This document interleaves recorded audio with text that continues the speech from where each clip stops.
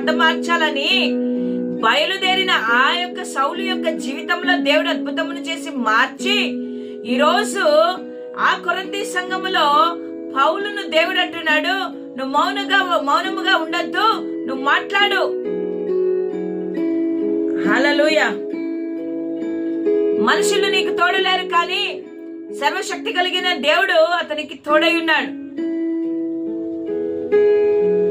నీకు హాని చేయుటకు, ఒకవేళ పౌలు భక్తుడు ఎవరైనా నాకు హాని చేస్తారేమో అని ఉద్దేశంతో మౌనంగా ఉన్నాడేమో, కానీ దేవుడు అంటున్నాడు, నీకు హాని చేయుటకు నీ మీదికి ఎవడనో రాడు.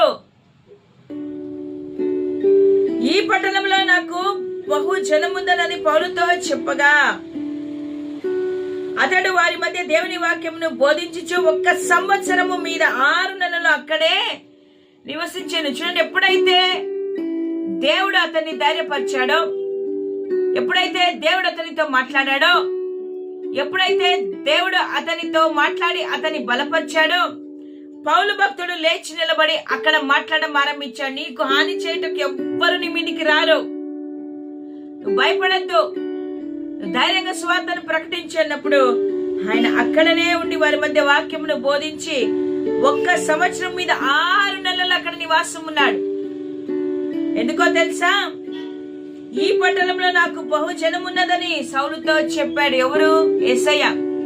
ఈ పట్టణంలో నీ సువార్త ప్రకటింపబడుచుండగా నువ్వు సువార్తను ప్రకటించేటప్పుడు అనేకులు ఉన్నారు, యేసును ఎరగక పాపపు మార్గంలో, అక్రమమైన జీవితంలో విగ్రహారాధన చేస్తూ దేవునికి ఇష్టము లేని కార్యాలను చేస్తూ ఉన్నవారు అనేక జనం ఉన్నారు.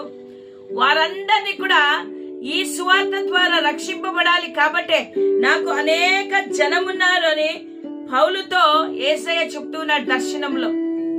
అంటే ఎన్ని శ్రమలు వచ్చినా, ఇరుకులు వచ్చినా, ఇబ్బందులు వచ్చినా, వేదనున్నా, దుఃఖం ఉన్నా, శ్రమ ఉన్నా ఓపికతో పౌలు సువార్తను ప్రకటించమని యేసయ్య చెప్తూ ఉంటున్నాడు. ఎందుకంటే యేసయ్య నశించుచున్న ఆత్మలను రక్షింపబడాలనేది ఆయన యొక్క కోరిక. కాబట్టే పౌలును ఒక సువార్తికునిగా, ఒక అపోస్తులుగా దేవుడు వాడుకున్నాడు.